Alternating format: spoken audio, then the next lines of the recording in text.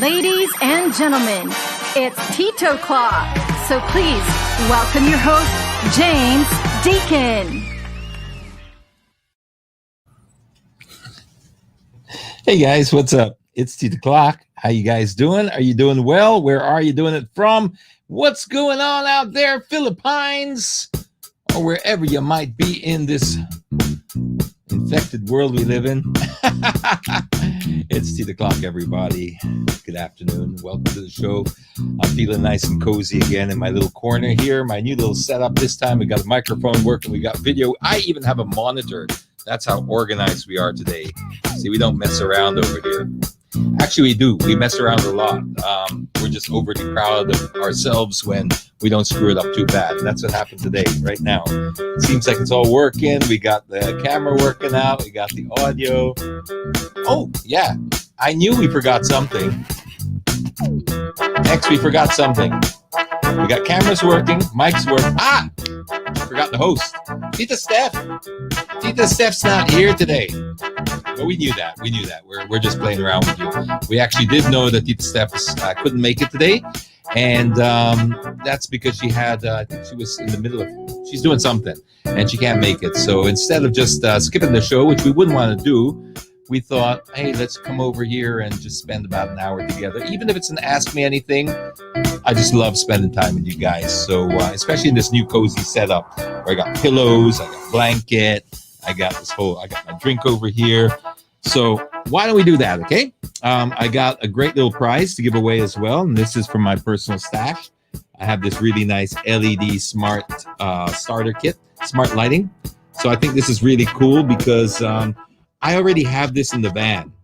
So Ato already put something like this already in the van. So I technically don't really need to have another one. And I'm going to just ask X for a favor because my little stand over there is coming off. And it's the microphone. I just need that tightened up to the table. I'll hold my microphone stand by myself while I'm waiting. So yeah, I actually do have my own smart lighting in the van already. But this one here is a plug and play system that works really, really well. It's something that you can just put into your car and you can change the entire mood. Here, let's open this one. Here we are. I told you we congratulated ourselves too quickly. I'm still here. I can still talk to you guys. Don't worry. It's just this time it's not a technical thing. It's actually a physical thing that plugs the microphone in. So where were we? Drop that down there. You tightened too high. So this thing, going to go out to some lucky person out there. Could it be you? Find out later on in the raffle draw, which will happen around, normal time. 5:45, 6 o'clock, something along those lines. Is it fit? No? Dropped in? There you go. Perfect. Okay, we're back in business. Tell me, it's actually quite tough doing this show, isn't it? Just when you think you got it all sorted out, the weird things like this pop up. Hi, Angel. Let me just say good day to all of the Tito Clockers out there. We got DJ Yuzon Cortez, Tesora JJ. The regulars are here. Rico Aldana. Was he first? Was Rico really first? Second? Huh? First on YouTube. Maybe the only one on YouTube, too. We haven't really done anything with the page so far, but thank you for the YouTubers watching. We're building that soon, okay? I just don't want to do another false start with that page because every time we get something going on, what normally happens is you really need to be consistent with YouTube. So we'll build that. But let me say good day to all the peoples who are tuned in. JD Gianella, thank you. Roxanne Monterio, hey, hi. Gwen Rebater, she's always tuned in. And so is Chak Agustin, Jana, Andrea Dakil, Tyke, Young Houseboy. Is that like a take on the young husbands? But that's funny. Melanie, hi Melanie. She's always tuned in too. Pong and okay, so we've got quorum, and that's important because it's kind of weird if we do the show without all the regular Tito Clockers. So we're going to be doing an Ask Me Anything today. So if you got any questions, It's got nothing to do with the raffle, of course, but we will be drawing the raffle from here. So if you want to, any comment that you leave behind should basically get you into that draw. I don't know what's going on with my little plug over here. It seems to keep coming out. No, now it's really it's carpentry work now. Finally got the tech thing working out. Now it's actual physical carpentry. Yeah, that tighten up. Good, very good. Oh, now that table's getting chewed up, isn't it? Okay, so let's start off with some headlines, except it's pretty hard because X is actually trying to physically get that microphone stand put into the table. But we've got some headlines here, and they're basically just what's been clogging up our inbox today. And this is the one of Mayor Isko, right? Man, this guy's going to probably be our next president, don't you think? This guy's, if he keeps going the way he's going, he could mount a challenge, I think, in 2022, at least on popularity. I don't understand politics so much. So, if there are people out there saying, oh, he hasn't got this, he hasn't got that. Look, I don't really know about that. I just know about as a person, as a personality, and somebody who's winning the public's affection and trust. I think he'd make a great candidate in 2022. Just being objective, of course, we don't get political on the show. I don't really have any affiliations to. I'm just saying, people love him, and for good reason too. He's fixing up Manila like, look at that. And when you fix up your city, you restore so much pride, and then you build momentum, and that's the key to the whole thing, is building momentum with everything that you do. Because if you just push yourself hard, whether it's in your daily life politics, as your job as a mayor, and you keep on just pushing and doing good and doing things that, yes, they're tough, but once you build momentum, it's easy to build more and momentum. And before you know it, you look back and you're so far from where you were. And it's all just little baby steps using momentum as your friend. And this is what I love about people like Mayor Isko, who's doing great things with Manila. It's just like every time he lights up a bridge or lights up a road and stuff like that, a lot of times you see people do that and they take the foggy points and then they disappear, right? But he's building on that momentum. So I like that. And I'm not even a resident of Manila. So I just want to cheers to you, Mayor Isko. I think you're doing an awesome job. Keep going. Yeah, so some nice artwork there. And these are probably the murals, if ever the studio upstairs ever gets finished, ever. I'm saying that because last time the workers are back in there now, and it's moving again. So the guys from Blank Space are doing great, but they're only as good as the lockdowns we have, right? So if anything happens between now and the next 2-3 weeks, we might have to go back into hibernation again with the construction. I can't take it anymore. But if they don't, I might even see if I can tap some of these mural guys. The music or the microphone? The microphone? Here we go. See, this is why it's important to have your mixing board near you, right? Because if you don't have your mixing board near you, that would have been a drama. All right, so where were we? My camera moved, it did, right? Yeah, it did. Put myself in center that way. So we got Mayor Isko fans out there, yeah. He's it goes to show, if you've got a mayor or personality willing to do that work for you. Music too loud? Gosh, it's like a number one. Okay, we're having all sorts of dramas with this. This thing is not working anymore. Let's can it. And I'll need that. Never mind. I'll just hold it up myself. It's okay. Yeah. There you go. So I'll hold this up. We're all high tech here, but look. That's what's going on, in case you're wondering here. Phil Health, my man. Oh, Phil Health, my man. So Austin saying, oh, Phil Health. Are you talking about the nightclub thing that went on there with the one of the mafia guys? Because I was just reading that just before we went on air, and I thought that was like, they turned it into some kind of a strip show. That was pretty shocking. Okay, final attempt. It should work now. Thanks, X. My goodness. Next up, we have, this is the one that I was watching kanina, and it's basically a stripper in a box, jumped out to do the whole lap dance type of thing for the PhilHealth executive. This was played by Senator Gordon. So everyone's seen this video, I guess, already, and it's pretty. How would you be if you knew that your hard-earned money there for your health was going to that? These guys don't seem to get it, do they? They just keep on. This is shocking for the whole. It's shocking for the whole institution, because as I posted once before, which I still really mean, you have really good people working in every institution we've got, not just PhilHealth, just about down. There you go. So you've got people working in the institutions, and you got good people working in every institution across the Philippines. I mean, LTO, everywhere, even the institutions that you despise. If you have institutions that you think are corrupt or despise, whatever, just remember there are always good people still in there.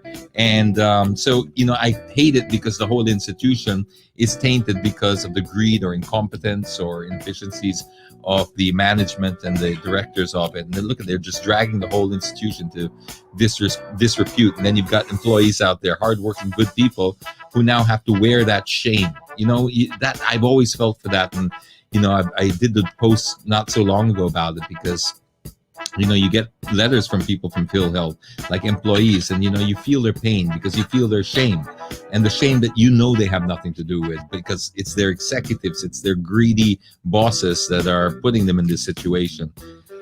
Okay, next up we got RX. Yeah, this one did the rounds. Where's the plate number from? Is that what province is that from? Does anyone know? Can you put it into the comments box if you do? Where do you think this photo is taken? Where's that plate number from? Because these are two. Can you zoom into that? Two fur babies up there. They can't really tell what kind of cats they are, but look at these two cats on top of the roof. I mean, why would you even bother to own a pet if you didn't deem them worthy enough to share your car with you? I mean, seriously, and it's a wagon, it's an SUV. You could put that in the back if you were really that crazily meticulous about your car. Put the cats in the back. What's the harm there? No, put them in the roof. You know how hot it's been, and if it's not hot, it's raining. Plus if it's not raining, it's dirty, it's windy. It's not a good place for pets. And other than baka mahulog, Mayan, I mean, that's of course one serious and legitimate concern. It's the elements out there. That is inhumane. Why would you do that? It is animal cruelty. So, okay. Wait, somebody said there's an update on that, because this is a few days old. I didn't post it because I knew that I heard already something about it, that somebody was being dealt with. So I didn't want to pile on the hate anymore. So I didn't post it as a static post, but we're talking about it here.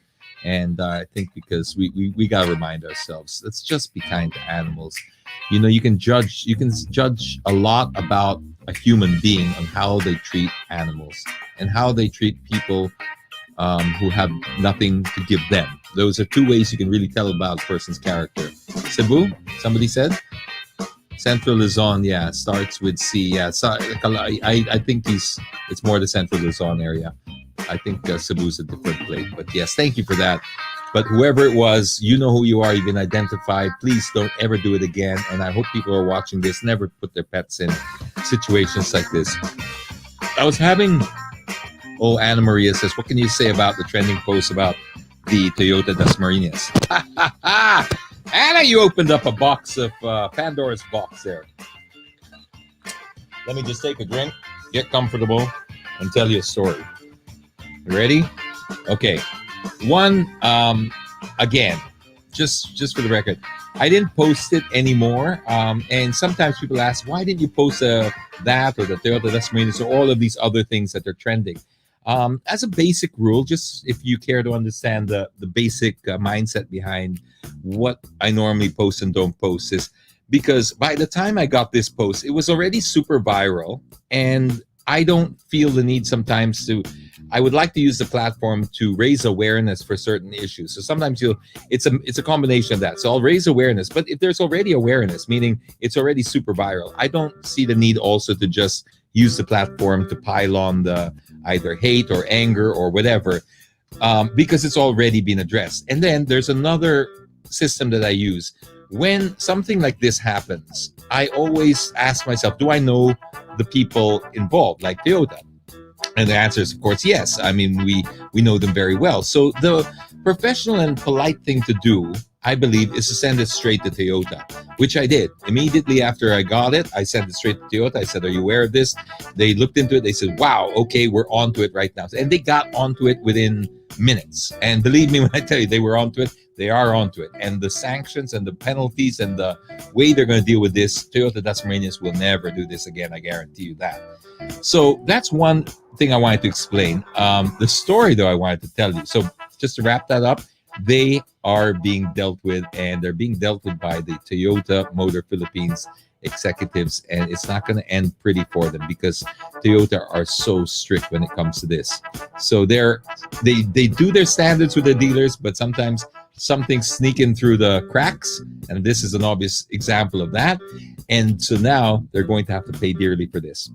Moving on to my story. You asked me, what do I think? Oh boy, do I have a better story than this. Okay, let's rewind the clock a little bit. Anyway, it's 8 o'clock, so we can do that. Oi, I just kicked my camera. There we go. Awesome. Okay, so rewind the clock a little bit here. We are talking about the year maybe 2005 or something like that, 2006. Anyway, I had my car serviced at this very popular repair chain. I used to take my car there all the time, and my car was being serviced there regularly. I was actually a corporate account. So, why are you looking at me like that? You're scaring me. Okay, so this was a corporate account. And so I would take the car in there all the time. And I guess so they knew me. They knew me very well. And one day, I was going away out of town to Vigan. And so I had 3 or 4 days I didn't need the car. So I told them to do this service I had been holding off for, which would take a few days and a couple of days and stuff like that. So I scheduled it for them. So the manager knew, right? Yeah, it's real. Yeah, it is real. So the manager knew that I was going to be away for a few days because I told him. I said, I'm going to come back on whatever. I'm going to Vigan, etc. Now, what I find bizarre about this whole story is I asked him, I said, listen, there's going to be a person coming over here to install a tracking device in my car. So can you help them out? Because I won't be here. So I told them to just visit the car while it's under service here. And then if they need to, just assist them when they install it. I guess he wasn't listening because he did assist them. He did even, I think, lend them a tool, but he wasn't paying attention because what he did was he took the car at the end of his shift. He took it home, right? He took it home to Malvar, Batangas, right? So how do I know all this? Because he helped the guy install the tracking device, and I don't know what came over him, why he just wasn't paying attention. So they installed the tracking device. I'm in Vigan. He takes my car home. So I wake up the next morning and I see the messages on my phone because it's now all been registered to my phone. So I see a timeline of things where it says 2005, so the technology was SMS, but it still gave you a very accurate description of what was going on. So it says your car has now left the service center in wherever it was, right? It was Alabang. Your car is now on the South Superhighway doing 82 kilometers an hour. And I was like, okay, that's a little weird, but maybe they're doing a test drive just to see how the work that they've done is. And then after that, it was like your car is on the Star Toll Expressway doing 163 kilometers an hour. I was like, what? What on earth is going on with my car? But remember, I'm reading this after the fact, right? So I've got now a string of messages that I'm going through, and I'm getting enraged. I'm getting like every message that I scroll through like this. I'm going, I can't believe it. What's he doing? Why is he doing 163? I don't even know who's taking my car. What's happening? I'm just seeing my car going further and further and further away. And eventually, the last message I get was from the manager of the shop, who, guess what? Says, sir, hindi pwede pala Wednesday yung car mo. Can you pick it up on Friday or something? I was like, why? I was reading his message. Why? Kasi nabangga. So they stole my car, basically. He took a joyride in it, took it home, right? All the way to Batangas. did 163 kilometers an hour in it, and then got into an accident. But because he didn't even still, a penny didn't drop, and he didn't remember that he had helped install a tracking device in it, he had no idea I knew. So I called him up from Vegan. I said, what's going on? What's the problem? Explain to me. And he goes, oh, sir, because it was parked in here and a car backed into it and all this. So I sent it to our repair shop. Don't worry, we'll fix it before you. And it'll just take another couple of days. I said, okay, so it happened in the car park, right? It's just a fender bender. He goes, yes, sir, it's just a fender bender. Don't worry, it's all going to be fixed. And I said, okay, so can you explain to me who was driving my car in Batangas at 163 kilometers an hour on the Star Tollway? And the phone line just goes completely dead. I mean, like eerily dead. And then you just hear the trembling and the fear in his voice, like, sir, how did you know? What sorcery is this? And I said, my God, you helped install the tracking device that gave me all the information I need right here. So there, that's my story. You opened up, I told you to open up a Pandora's box. Well, there it is. So it's happened to me before, and I'm sure it'll happen again to other people. These things are sadly, people just tend to abuse a lot. And this is why I'm a big, staunch supporter of things like tracking devices and dash cams for your car. It's just something that I think every car should have. I've got it on all my cars, and I can't live without it. I mean, like, I can even show you right now. It might even be a good opportunity to do this. Excuse me. I'll show you an example of, let's say, Max the Urban Legend. Okay, so there's the whatchamacallit. You can't even read it, but anyway, it's basically all the tech. There it is. It will give me where the car is right now, what's it doing, the speed. It's still the same system. I still use it because it's SMS, and there's no more subscription fees for it. Because when you get some of these tracking services, you have to bear in mind that some of them still come with a subscription plan.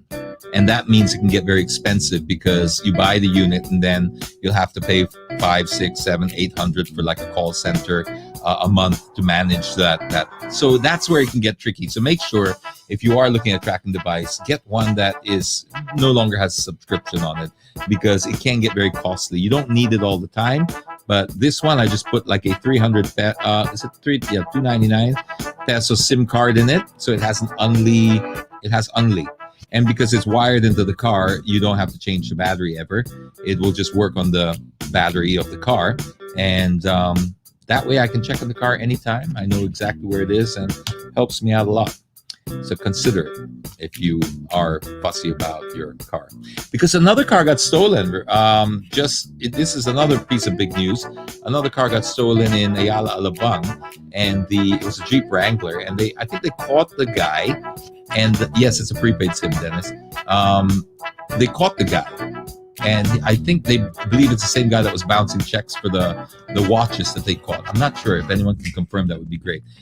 Any nice recommendations for tracking devices? I don't know if they are still around, Anna Maria, but because it's been a while since I've used them. But that was what I liked about them. I said, what happens if you go out of business?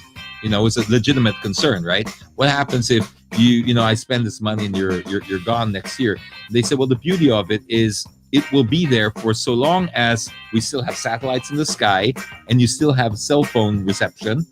You will still work. So as long as they don't take the SMS service down, that tracking device will still work.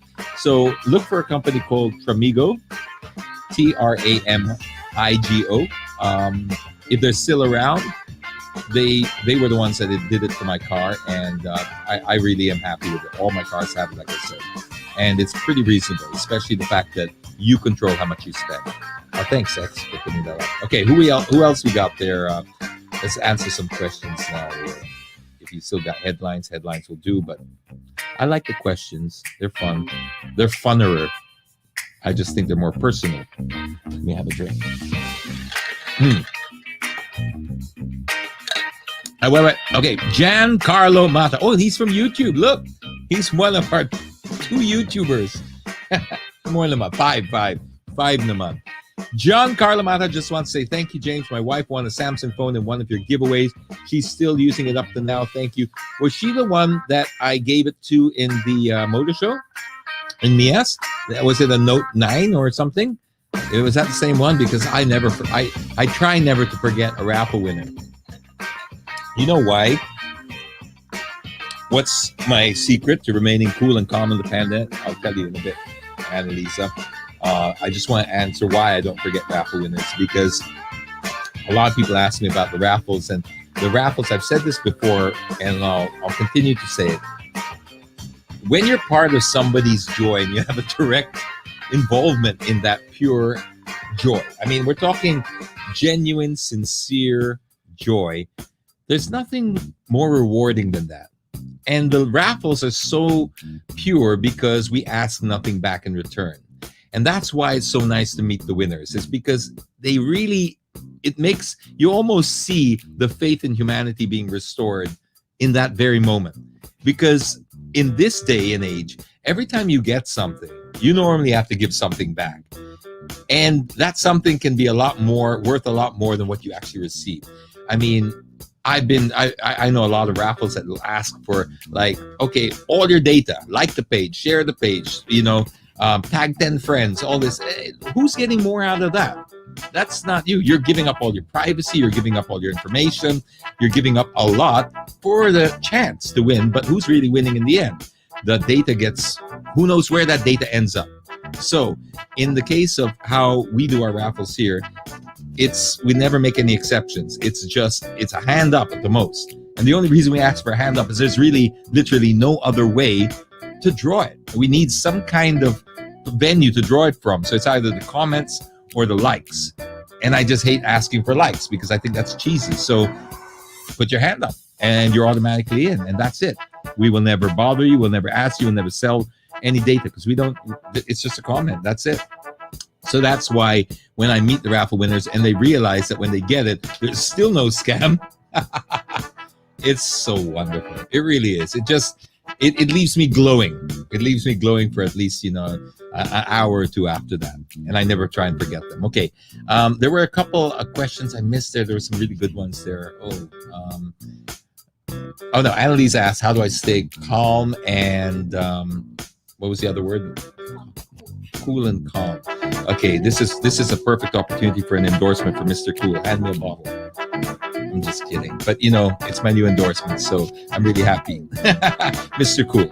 Okay, but seriously, Hannah, I think I've said this before on the show, so I'll repeat it. It's not just in the pandemic. It's just a rule I live by in life. You can't control everything, all right? So if something is out of your immediate control, don't worry about it. A lot of people spend a lot of time worrying about things that they really have no control over, and it drives you insane. Anxiety usually comes from the fear of the unknown. You're really paying a tax on something that is not actually even owed yet, right? You're paying interest on an amount that's not even due, and you're servicing that loan, so to speak. So you have to ask yourself, is this something that is even worth worrying about? So when I always look at things and I go, pick your battles. Is it worth it? Do I have control over it? Like, for example, the government. If something like the government really bothered me or whatever, and I started just, letting myself get worked up about it, I don't have a direct control over the whole thing, right? And so I can actually just work myself up into a frenzy over it. So I'd rather invest my time and energy into things that I know I can make an impact with. In motoring and transport, I obviously have a little bit more space to grow in there, or space to move. I have a little bit more contacts. I have a little bit more interaction or maybe influence in there. So I spend my time there. And then I just try to accept the things I cannot change, courage to change the things I can, and the wisdom to know the difference. Who would have known the advice would have been in a prayer? And I'm not even a very religious person. So for me to say that, it's because it makes sense. So that's pretty much my secret. You can't take on the whole world's problems and you can't solve everything. So pick what you only have influence and control over. And then, even then, be very careful with where you spend that energy. You only have a certain amount per day. and eventually you can run on empty and run dry and have nothing left for yourself. So always keep a little bit in the tank for yourself as well, and don't always, you have to make sure that you keep that, otherwise you can't help anyone else. And so that's why I always try and keep the balance. And then the last thing, always try to separate yourself from your emotions when you're making any kind of decision. Easier said than done, I know that, but it's a skill that you can learn, because you will realize that when you react to something, just stop yourself for a moment and just analyze it for a moment and ask yourself, are you reacting or are you responding? You'll find that if you are reacting, it's generally on emotion, and that generally is where the problems can happen. It's because you're not thinking it through. You're reacting on an impulse. You're reacting on something primal, and that could be easily exploited and manipulated.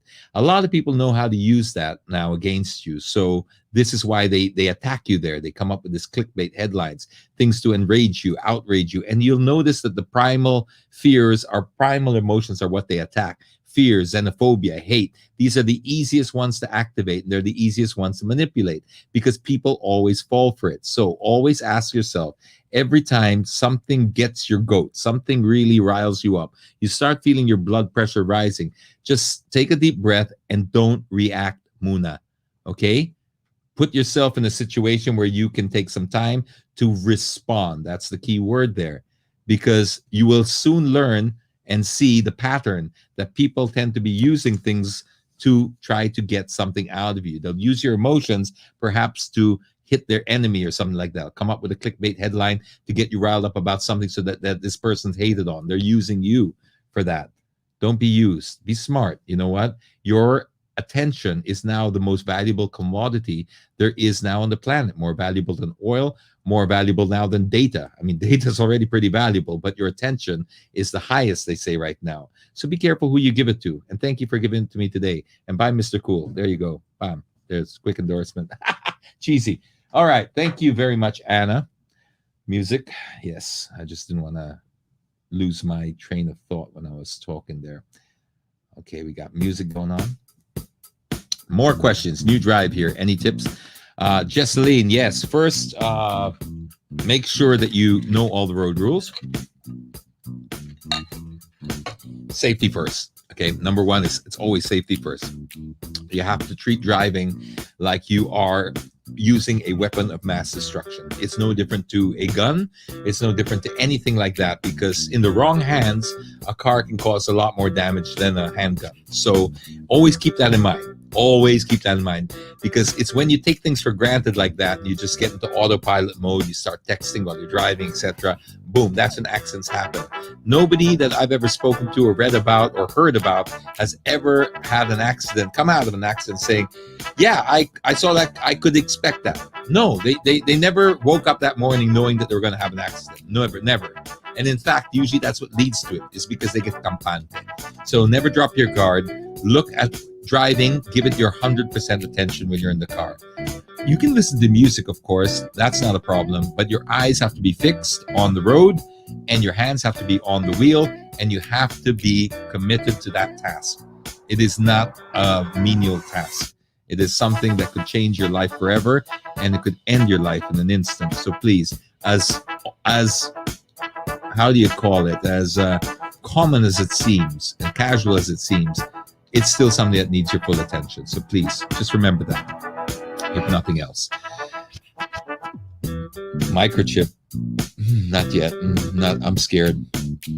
I don't like the idea yet, only because I'm not assured that it won't be weaponized yet. So I'm not against vaccines and stuff like that. I am totally for vaccines, but I just want to make sure that we have a lot of safeguards and guarantees in place before we start messing around with microchips and stuff like that, IDs that can control people. If that's the same one you're talking about, I hope it is.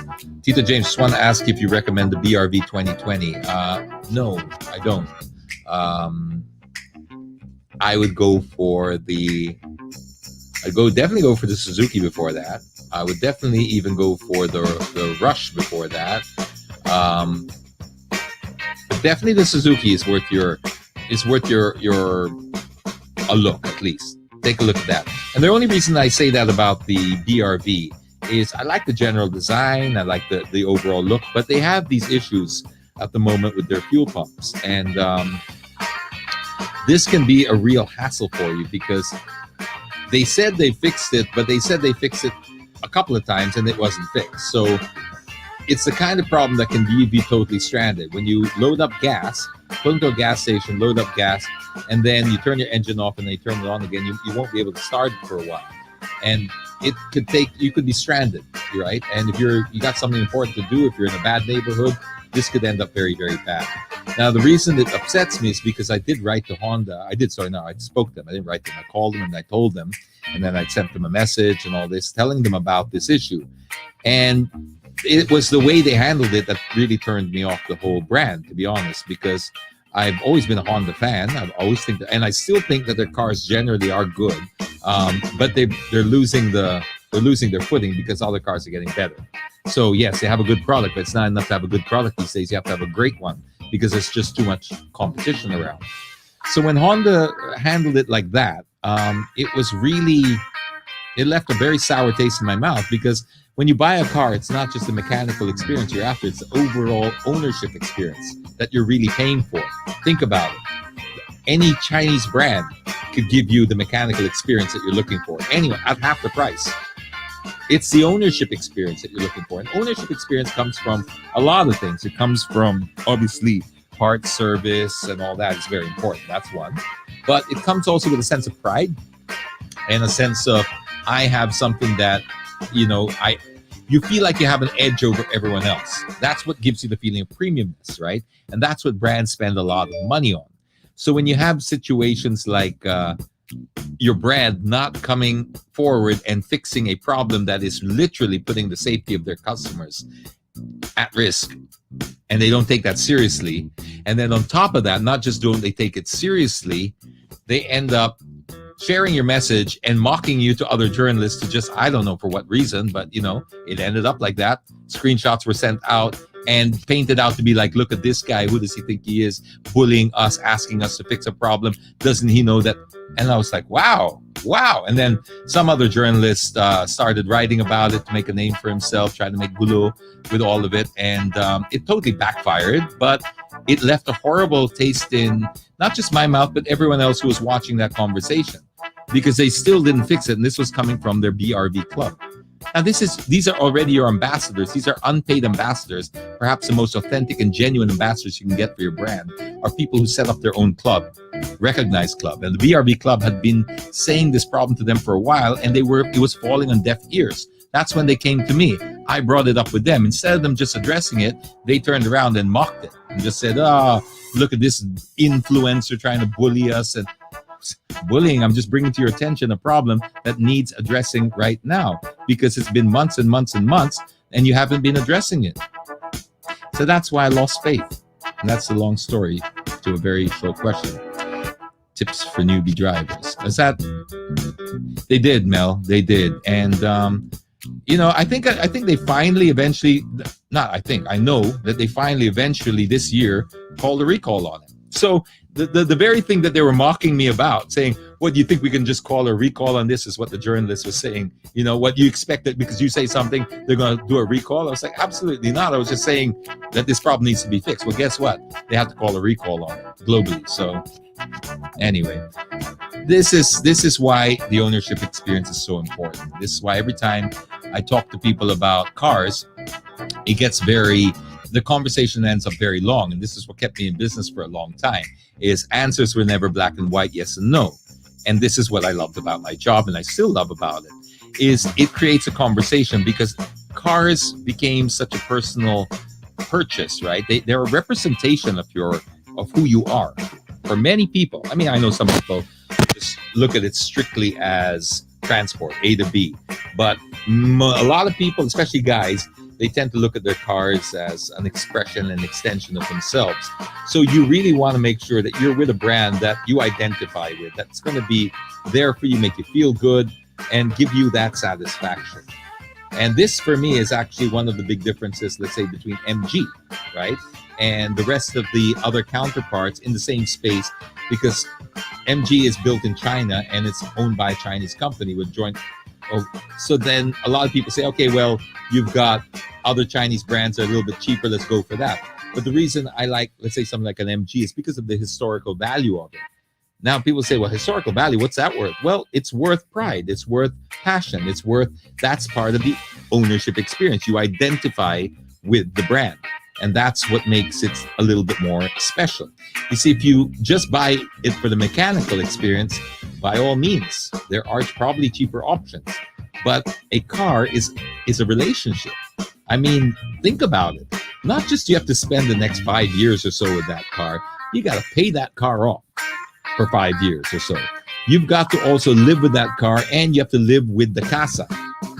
Marry the girl, marry the family. Well, that's the car. It's the casa that you have to live with. So you can be happy with the car and hate the casa and hate the way you're treated, and the ownership experience sucks. This is why it's important to go with a brand that has historical value, that has pride, has passion, has investment in that brand, and it identifies with who you are. That's why it's important, and that's why I love having these conversations about cars, because you'll never really, what's good for one is not necessarily good for the other. That's why there are no black and white answers.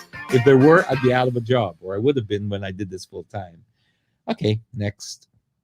What brand of oil would you recommend for a vehicle reaching 100K? Chris, Mark, disclaimer, I'm a Petron endorser, so I would definitely go for Petron 100%, but I have to put it out there. I am officially an endorser for Petron. So I would go for one of their oils because they do actually an advantage of it, even with the disclaimer and being an endorser. I can be still honest about this. One advantage of dealing with a brand like Petron for your petroleum products is that at least they are formulated specifically for Philippine conditions. Not to say that something that's formulated overseas won't work. I'm not saying that. But you know what it's like when you actually really make the timpla perfectly for the location that you're using it in. Sometimes it can be a lot better. This is where Toyota nail it pretty much all the time with their Vios or Innovas and stuff. These are products that were really created and dedicated for the Southeast Asian market. And that's why they're such bestsellers, because they really understand the market that they're dealing with. And that's what makes them really a cut above. So there, I would definitely go for, it depends on whether you've got gas, diesel, what kind of car you have. Everything varies. So go to your local Petron and you can always ask them there which is suited for your particular engine. Do you have at least one of your child telling you, Dad, I want to have a job like yours someday, and would you let him or her do so? No, I don't. And well, I only do this because, I guess any parent would feel the same way if you're first generation of what you do. I mean, it would be nice to bring your family in it, but I place more importance on their happiness and their overall independence, because I've lived my life, right? It's now their turn to live theirs. I don't want to live their lives for them. I also don't want to make the decisions for them, good or bad. All my job is there. As I consider myself as a parent, my job is to provide them the best possible foundation for them to make their own decisions. Now, I also will steer them from extremely difficult and dangerous situations that I know have absolutely nothing good's going to come out of that. But everything else in between, I have to allow them to make their mistakes. So I don't necessarily tell them, oh, don't do that because this is better. How do I know? How do I know this is better? Now, if they're going to say, Dad, I want to try drugs and shabu or something like that, that's a no-brainer. That's a complete example of absolutely not over my dead body. No, there's just no negotiation in that. But if they say, Dad, I want to be an artist, a starving artist, and I think that, you know what, it'll make me happy, then I'll say, well, go for gold. You know what? Because I don't want to be that father that says, well, how are you going to support your kids? How are you going to do that? Because that's for them to figure out. You will figure it out because they're your priorities in life. I can't live your life for you. I can give you some advice based on what I know, but what I know has also happened in the previous world. The way that times are changing now, it's crazy. 5 years ago was a different planet altogether. I mean, look how much has changed in 5 years, and we're in an exponential era. So the last 100 years, and I would not even I'll take the last 100 years from, let's say, 1900 to year 2000, right? You take just that patch. and look at the progress we made in that patch versus the progress we made in the previous 100 years. You can see how the exponential value of it all is just absolutely crazy. I mean, before 1900, there were no cars, or just a handful. They'd just been invented by Mercedes, but there was just a handful of cars. There were no planes yet. There were no enough. And look how the world transformed in 100 years. Now, I think people are saying that we're making the same leaps and bounds in 5 years, 10 years. Because if you look at the smartphone, and here's a question for you, and if you use a hashtag, I want to check this out later. This isn't a question for everybody right now, and I really want to know the answer. What do you think? It's a personal thing. There are no right or wrong answers. In the history of mankind, what do you think was a more significant invention or had a bigger, more significant impact on humanity? The airplane or the smartphone? Serious question. Airplane or the smartphone? Think about it before you answer, but use a hashtag just before airplane or smartphone. Just use a hashtag so that I can later on use the software to determine which one, how many people think this way and how many people think that way. No right or wrong answers, but think about it, airplane or smartphone, because the airplane obviously changed the world in the way that it opened up borders and stuff like that. We are now globalization, travel, and all that. But the smartphone opened up the world in a whole different way. That's what I'm talking about when I talk about exponential era. We're living in a time where in 5 years' time, the rate of growth from the previous 5 years will probably do 4 times more. And then in the next 5 years after that, 8 times more. And it can get very scary once you put AI into the equation. So I guess what I'm getting at here is I can pass on some old world values to my kids, but I cannot be arrogant enough to think that the choices that I made 30 years ago will apply to them today. I can't. And I can imagine you listening to this going, I only asked you a simple question, Tito James. It's 20 minutes and you're still going on about airplanes and smartphones and the world changing. But that's how I feel. And that's Tito Clock for you. We can easily get off tangent here, but I think you get my point. Let your kids grow. There's a saying I want to leave you with before I answer the next question is most parents will do absolutely anything for their children except let them be themselves. Think about that for a second. Mabigat yan. Okay, enough of thinking about that. I think I paused enough for effect. Would you rather continue with your life or restart it? Ghost asked a pretty amazing question last time too, didn't he? I think it's the same guy. Ghost, do I want to continue with my life or restart? Continue. Continue. I mean, it would definitely continue. 100%. I mean, because you'd imagine, you'd lose everything. I mean, like, no, absolutely not. You'd lose your kids. You'd lose no. But even if you, let's say, took the kids out, the family and the media, circle out, but restarted it, no, I think it's definitely continue. It's always moving forward. Always moving forward, because even when you screw up, even when you're in a bad place, you learn from that. You can't escape that.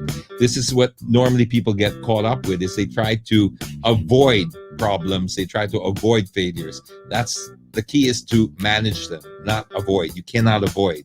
These are part of life. Trying to skip that process or skip that step is doing a disservice to you. So just learn how to manage it, learn how to cope with it. That's all. It's about survival. Between MG and Coolest, I assume you mean Cool Ray Del Mundo. Which one will you choose? Okay. Disclaimer: I haven't driven the Cool Ray. All right. I like the look of it. I think the look they've done a great job with the design. I haven't driven it. I know they've jam-packed it with features, but I'd still go for MG. And the reason I go for MG is for the reasons that I spelled out earlier about the ownership experience, the brand history, the passion behind the brand, because once again, I'm looking for something a little bit more in my car. I'm looking for an emotional connection, or perhaps an extension of myself, or an expression of myself. And I don't think that, no offense to Geely, but I don't think that they have anything to draw on when it comes to that. They're simply a mechanical experience for me right now. And I can deal with that with my fridge or something like another household appliance. But I can't really deal with that when it's my car or my TV. I love my TV. My TV has to be LG. all the way, because there's just certain things about it you get used to. But without going off track too much, that would be my answer to that. So no disrespect, of course. I'm sure Geely do a wonderful job. Also, they do own Volvo, or Volvo owned them, or the other way around. They own Volvo, and so they got the tech from Volvo and stuff like that. But they don't have that. That's it. The same kind of investment in the brand and the history and etc. So until they build on that, I would go for MG. How many cars do you have now? Well, we go for the family, right? There are four. There's two Trailblazers, Max, the urban legend, which is the one that Athway fixed up, and last but not least, the Volkswagen Polo manual Harabas that we just use as a daily beater, or my kid uses as a daily beater. I love that car. And the only reason we have two Trailblazers is because I didn't have the heart to... I tried selling the first one and I backed out last minute because it was just so hard to get rid of. That was the first brand new car that I bought in this country. And it was the first brand new car I bought in 20 years. Yeah, 20 years. So you can imagine the sentimental value that that car has for me. So I eventually turned it into a severe off-roader, and it is now something that it's like a showpiece and stuff like that that can really do some serious off-road work. It's got the winches, it's got the raised suspension, the big tires, the mud tires. It looks great, and I love it for that. So those are my cars. But I end up using Max the most because sometimes the way we travel around, especially when things were a little bit more normal than they are now, I travel around with the team. So the whole Tito Clock team, or JD team, or whatever you want to call it, we move around together. And Y, who's does all the videography and stuff like that, he's got a lot of bags, and it just works out well for us because we can all travel together, and it feels more like a mobile office, and we can literally sit in there and work. So if we're sometimes in shoots, many times we'll work in a shoot where there's it's outdoors, we have no holding areas or anything like that. Well, the van becomes your office and holding area. And for that, I love it for that. But to drive, obviously the Trailblazer is a lot easier and more comfortable to drive.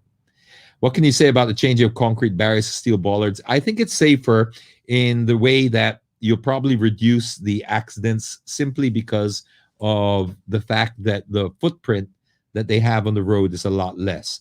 So that's one thing, because before, the concrete barriers by design to deflect the vehicle if it hits it has that wider base, right?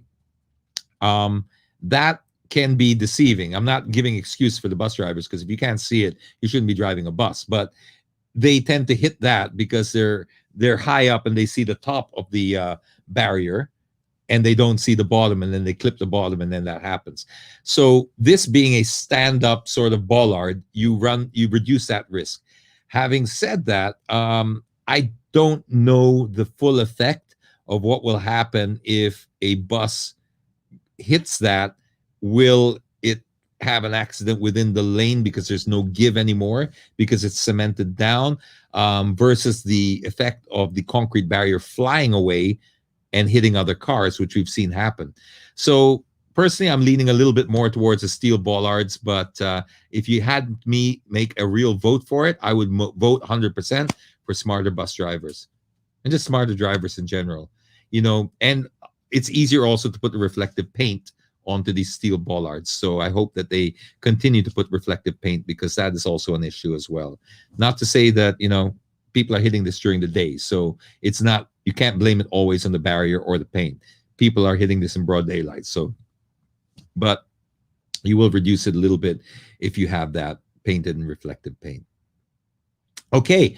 We've taken, it's 5:59. It's, you know what? I don't know if it's selfish for me to say, but I really enjoy the Ask Me Anythings. It's one of the few times I really forget about the time, because I just tend to I feel so comfortable doing this. But, we try to stick to a format. So let's stick to this format. I did promise people that we would draw this out. And yeah, we still have a lot of people tuned in, almost 400 people waiting for this raffle. So let's do it. Will I get the right button here?